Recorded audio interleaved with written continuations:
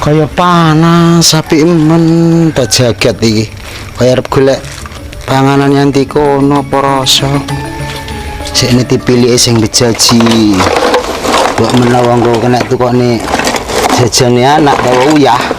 Ini ki ra mesti engko ki watake watak eneng barang sing bejaji. Ki rupane kaya ngene iki dadi duwe. Lah iki nemu merenyen kaya nyamun. Mbok menawa kineh. Ya mbok menawa.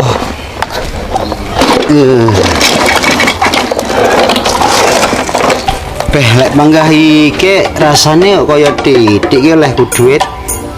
Ki piye? Ki apa ya? Watake.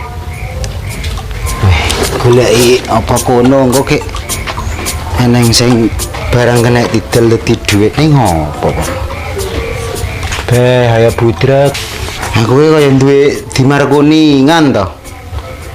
Nek ning ndi leh ku ndekek kelar lali. Mbok apa ikhlas apa ora bapak ya mbuh. Ki kuwi biyen warisane wong tuwek. Nek iki apa lek ora kae jejale. Beh satu ancuk tenan. Goleki wis terpaksa iki. Dan ning ngendi ya wong? Cerita. Beh ning ndi watake watak. Beh ning ndi tidak kosor barang kok. Ki ning ngendi to mbok? Lah mun dekek beh. Tapi muntu yo ki kena dijak golek idi marang ora mesti wong muntu mbiyen. Ki model ya kaya ngkis ngene iki lah. Ora ning di marang kebangetan ya digoleki. Duh muntu ning ndi to dimarku. Watake ning ndi aduh muntu. Didono to duh muntu. Oh alah kok eram. Jan tak ning tak eling-elingi to. Jabung bae. Alhamdulillah ya Allah. Dampo. Oh. Be. Duh, brondol. Iki lho barang ekek temu iki lho. Beli itu kok kaya ngene, watake tak dol ki malati apa piye ya. Biyen welinge wong tuwek pengen ngedol ning ki buta, nek lek tak dol ki watake ki malati. Ning lek tak dol ki piye? Ning yo kaya-kaya arep tak dol iki. Mari duwene ya mek iki, ki HP barang ya butuh lah kene bujat pisan. Aduh. Watake lek tak dol malati engko ning silit gek molor jere wong biyen gelem broyongan. Ndak gilani lek broyongan. Alah. Boh ngantek kelar kaya bingung sik mikir. Koyo-koyo lek iki kok kaya rawane ngedol to. Dilek malati. Bingung. Ning apa sing tak dol iki watake? Ra ning apa-apa liyane nyawa.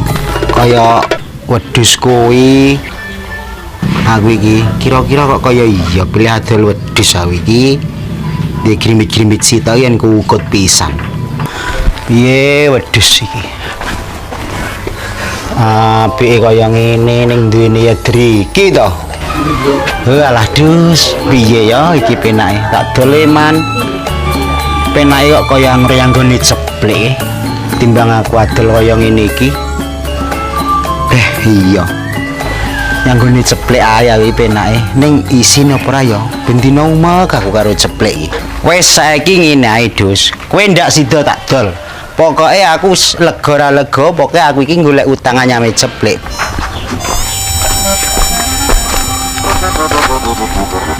Oh alah. Tolong golek kere kok ya eram. Arep kaya ngopo panggah ceplek. Lek ceplek iki tak gula wentah pokoke. Wis ora mungkin lek ora. Lek ceplek iki panggah tak gula wentah. Masalahe ceplek iki wong duit. Muga-muga ora. Mugi ki aku ki lek karo ceplek anggeranu gelem geger. Alah isbene ceplek tak gula mentah pokoke tak utang duite kan. Piye lah gunjalari. Ceplek ning omah apa ora ya? Padahal aku iki lek karo ceplek bendina wis kaya asu karo celeng. Wong ning omah. Ki duit semene, sesuk ki padahal wayah blonjo. Ki opo ngene iki? Iso nyangira. Ki duit isi ning utang-utangan kabeh. Lek nggawa penak era ngene iki masa wayah nyaur, wayah blonjo pepek. Ki opo ngene iki yo? Ki sembarang tek. Plek. Ki sapa nek arep duit kae? Balik lho ya. Wayah blonjo kok wis manggah eneng-eneng esuk ya nyang pasar. Plek. Nyapa ngono lho arep utang duit neh. Lek duwe ya kok titik, Plek. Iki lek yang aku gedhingmu ya ora ngono ki sing butuhne aku. Plek daganganmu cek sak menombane. Aku sesuk wayah blonjo sing kok jaminan apa utang duit aku. Ora Plek, lek ngapusi jan kok eram to Plek. Muadrap disili sakmune wong kaya pentil. Pentil kena dijepretne. Lek ngene wis bono.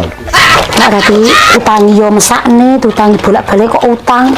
Lek nyang aku ketingiran jenenge manggah butuhne tonggo. Katane mesakne jenenge manusa. Ora sambate ngono kuwi. Eneng Plek. 300 sih. 300. Duit 300 ki sak belanjan gede lho.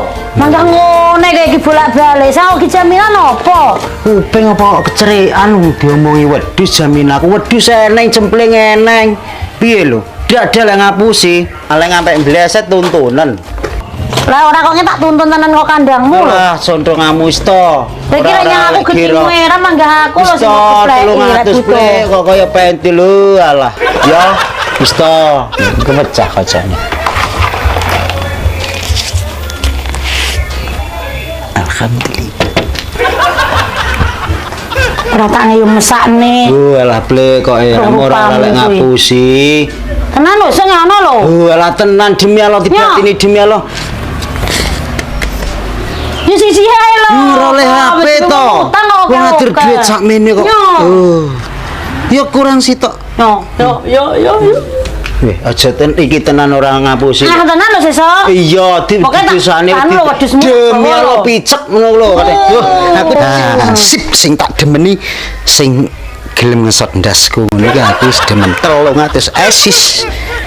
Alhamdulillah nyopak titik. Tik. Wis lega, ngutang duit parane ora rene. Ora ning paran liya. Yo marem banget wong ngolah.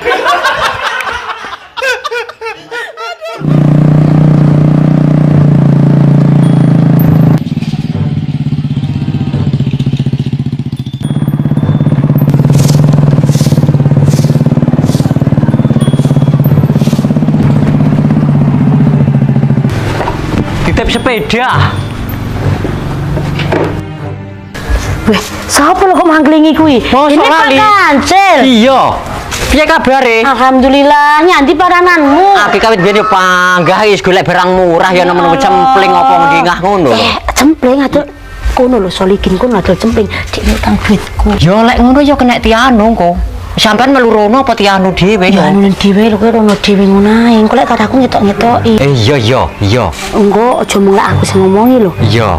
Ngono ki wong iki utange akeh banget. Endah. Ngomongi kok tekan ndi-ndi. Angger aku sithik sesuk geblonjo saiki digawa. Berarti angger butuh parane rene yo. Iya, mulane jumukane wedhus iki engko. Berarti wedhus ning kono kuwi padha karo wedhusmu. Iya, ya ngono. Ya wis lek ngono kok tak nyangani rono ae. Titip sepeda tak ngae rono yo. Iya, heeh, aja mung aku lho. Iya. Yo.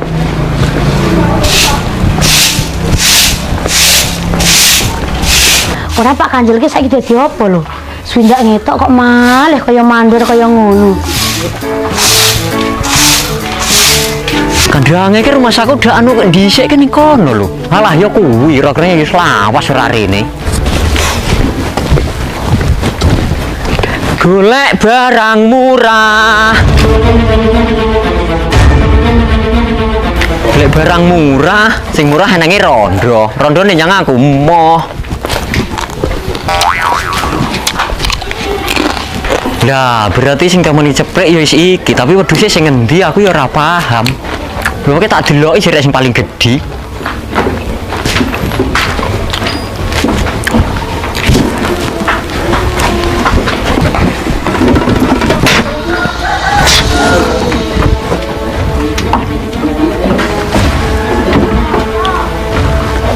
Ya lek iki delok wedhusne wis kalah cecek menang cecek lek ora leboni ya ora ngerti.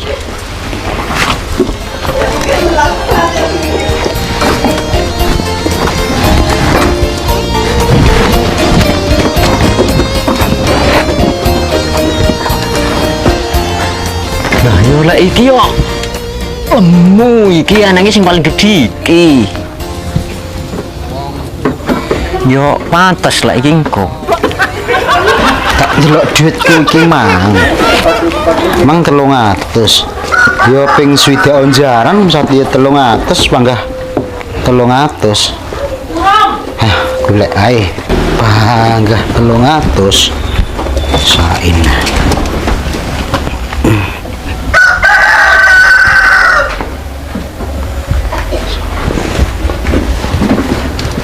Nyapa Kang? Hei, kok turut kandange wong kuwi? Apa sing arep glageh kuwi?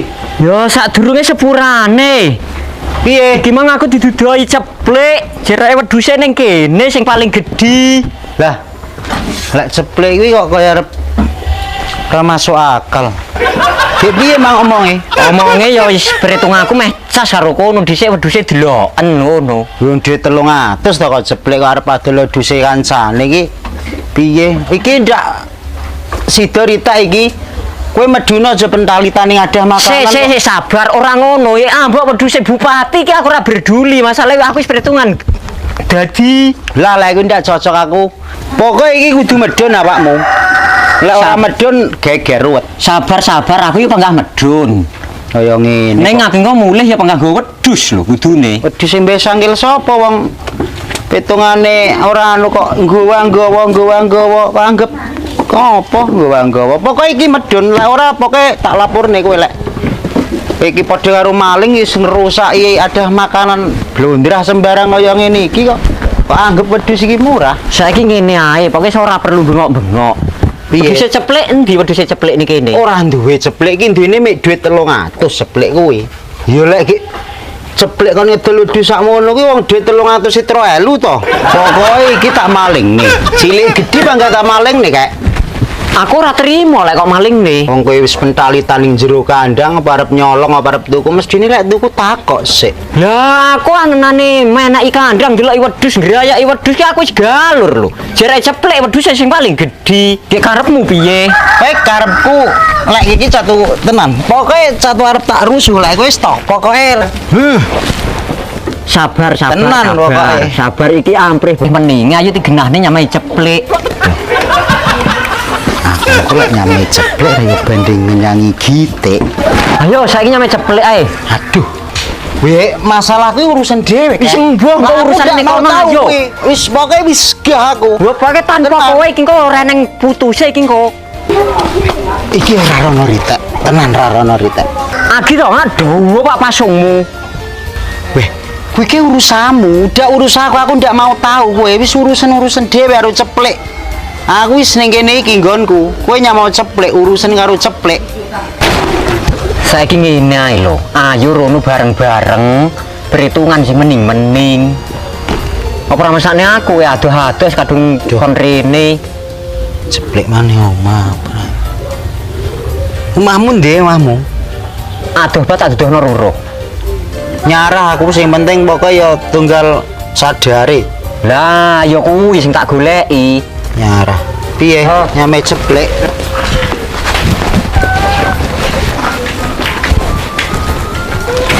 Kanjel piye Pak Kanjel gathuk? Rusuh nek kono ki geger rusuh ora oleh. Piye lho? Jerake udunekmu. Wet piye kowe aja ngono kowe. Lho ki piye karepmu? Yo aku ndek petung 300 sih kurang duwe ya golekne. Yo ngene penak, Mang. Jerekmu mang arep kodolne wedhus iki mumpung eneng bakul wedhus. Go wedhus e. Mang wis dinyang apa urung? Banget pokoknya adoh banget tenan. Kok ngono kowe sesuk tak ki blonjo iki mergane duwite. Penak. Aku iki sarene sado-adoh yo.